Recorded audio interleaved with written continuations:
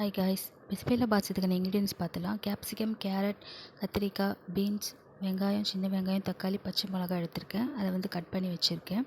அதுக்கப்புறம் ஒரு கிளாஸ் அரிசி எடுத்திருக்கேன். அரை கப் வந்து பருப்பு எடுத்திருக்கேன். அதில் வந்து தேவையான அளவு தண்ணி ஊற்றிட்டு பெருங்காயத்தூள், மஞ்சத்தூள் போட்டு அதை நீங்கள் 4 விசில் வச்சுருங்க. இந்த பக்கம் சைட் பை சைடு வந்து ஒரு பாட்டில் வந்து எண்ணெய் ஊற்றிட்டு அதுக்கப்புறமேல்ட்டு கடுகு போடுங்க. கடுகு வந்து நல்லா பொரியட்டும். பொரிஞ்சதுக்கப்புறமேட்டு சீரகம் போடுங்க. சீரகம் போட்டுட்டு அதுக்கப்புறம் வெந்தயம் போடுங்க. அது வந்து நல்லா பொரிஞ்சதுக்கப்புறம் காஞ்ச மிளகா போடுங்க. அப்புறம் சின்ன வெங்காயம் போடுங்க. அதுக்கப்புறம் அது கொஞ்சம் நல்லா வதங்குறப்போ அது வதங்கிட்டு இருக்கும்போது பச்சை மிளகா போட்டுருங்க. தேவையான அளவு பச்சை மிளகா போடுங்க, ஏன்னா அது ரொம்ப காரமாகிடும். ஆல்ரெடி நம்ம காஞ்ச மிளகா வேறு போட்டிருக்கோம். அதுக்கப்புறமேல்ட்டு தக்காளி போட்டுக்கோங்க. தக்காளி போட்டு நல்லா வதக்குங்க. அது வதங்குறப்போ நீங்கள் உப்பு ஆட் பண்ணிங்க அப்படின்னா சீக்கிரமாக வதங்கிடும்.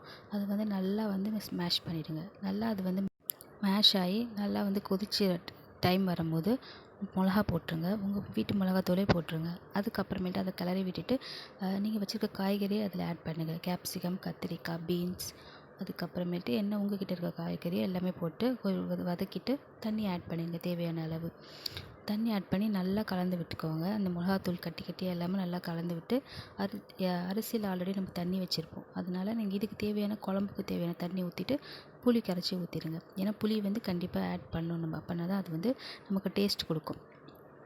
அதுக்கப்புறம் நல்லா கொதிச்சதுக்கப்புறம் இங்கே ரைஸ் வந்து வெந்துருச்சு. அதை மேஷ் பண்ணி நம்ம இந்த குழம்புல வந்து ஆட் பண்ணணும். ஆட் பண்ணி இதில் வந்து நல்லா கலந்து விடணும். ஏன்னா கலந்து விடலைன்னா கட்டி கட்டியாக ஆகிடும். லாஸ்ட்டாக கொரியாண்டர் லீவ்ஸ் போட்டு நல்லா கலந்திங்கன்னா நல்லா ஸ்மெல் அண்ட் டேஸ்ட்டும் நல்லாயிருக்கும். அதுக்கப்புறம் ஒரு கடாயில் வந்து நெய் ஊற்றி காஞ்ச மிளகா, அதுக்கப்புறம் முந்திரி இது போட்டு நல்லா ஃப்ரை பண்ணிவிட்டு சாதத்தில் ஆட் பண்ணிடுங்க. ரெடி.